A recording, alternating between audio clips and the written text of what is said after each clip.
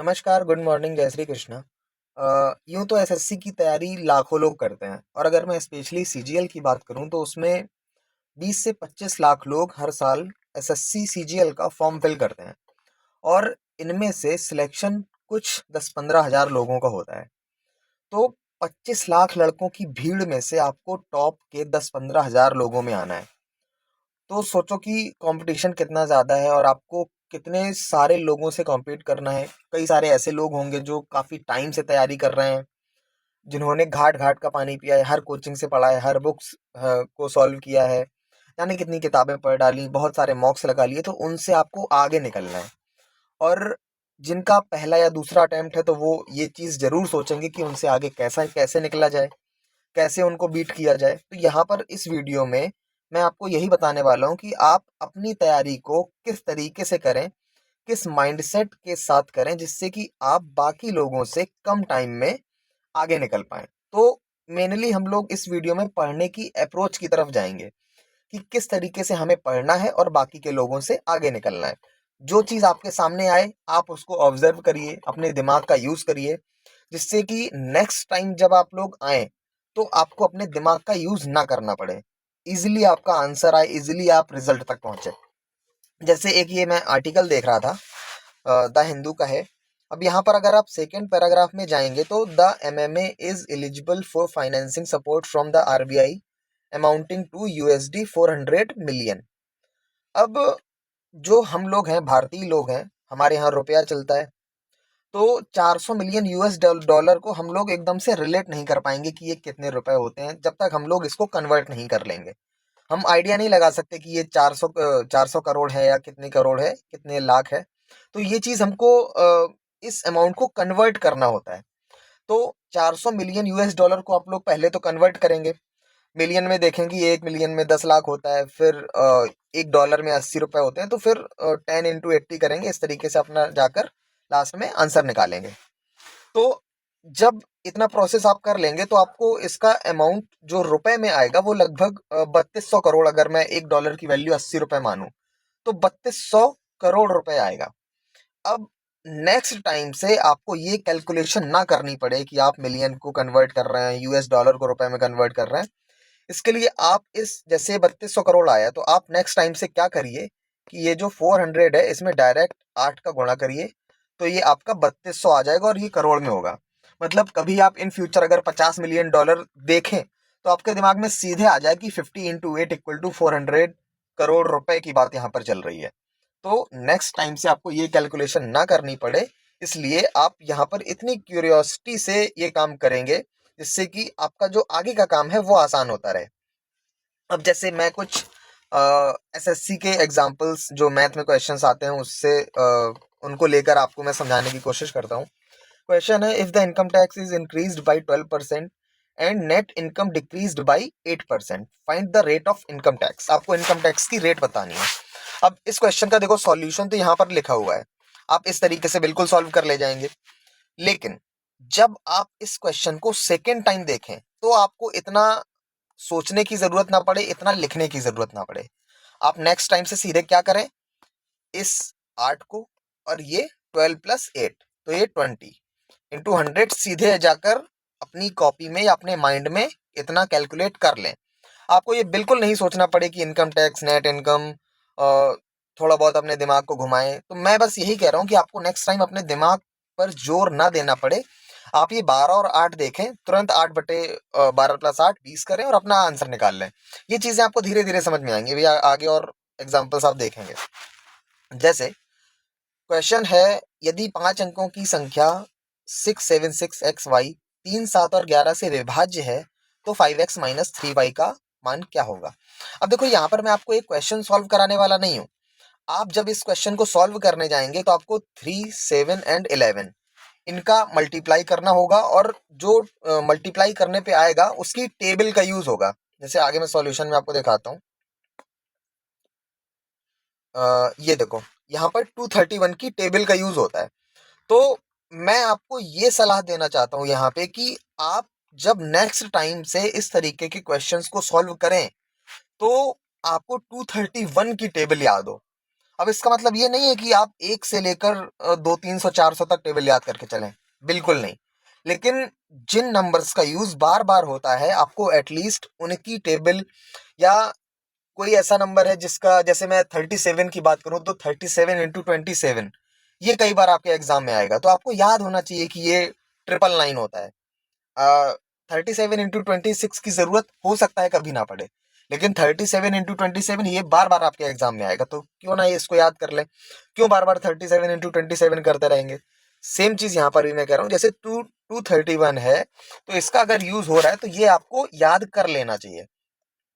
जैसे यहाँ पर एक क्वेश्चन है, 37 यहाँ पर आ गया, अब यहाँ पर 37 की टेबल का यूज हो रहा है, तो आपको नेक्स्ट टाइम 37 की को यहाँ पर, जैसे 6845 है, आप इसको 37 से डिवाइड करेंगे। अगर आपको टेबल नहीं याद है तो आपको प्रॉब्लम होगी। तो कुछ ऐसे नंबर्स हैं जो बार बार आपके क्वेश्चंस में आपके सामने आते रहेंगे, तो उन नंबर्स की टेबल आप याद कर लीजिए। कोई फिक्स कैलकुलेशन है, उस कैलकुलेशन को याद कर लीजिए, जिससे कि ये क्वेश्चंस जब मॉक या एग्जाम में आएंगे तो आपका मैक्सिमम टाइम यहाँ पर सेव हो जाएगा। धीरे धीरे आपका एक अच्छा खासा बंडल तैयार हो जाएगा कि क्या यूज हो रहा है आपका बार बार एग्जाम में। जैसे यहाँ पर मैं बात करूँ तो यहाँ पर 37 की फिर से टेबल का यूज है। मैंने भी बताया था कि 37 और 27 का कई बार यूज होता है। यहाँ पर 999 को 37 से डिवाइड करना है, तो 999 को 37 से डिवाइड करने का क्या मतलब है, 27 आपका आंसर आना है, क्योंकि 37 इंटू 27 999 होता है। तो आप समझ रहे हैं कि मैं यहाँ पर आपको क्या समझाने की कोशिश कर रहा हूँ। चलिए आगे देखते हैं। यहाँ पर मेरे पास कुछ एग्जांपल्स इंग्लिश के भी हैं, जिससे कि आपको इंग्लिश में हेल्प मिलेगी। जैसे यहाँ पर भी 37 का यूज है, ये देख लेना आप लोग। जैसे कुछ स्क्वायर और क्यूब का भी बार बार यूज होता है आपके एग्जाम्स में। जैसे ये 8000 और 6859। अब क्वेश्चन पहले पढ़ लेते हैं। The market price of an article is ₹8,000 after 3 successive discounts of X%। Jay buys it at ₹6,859। Find the value of X।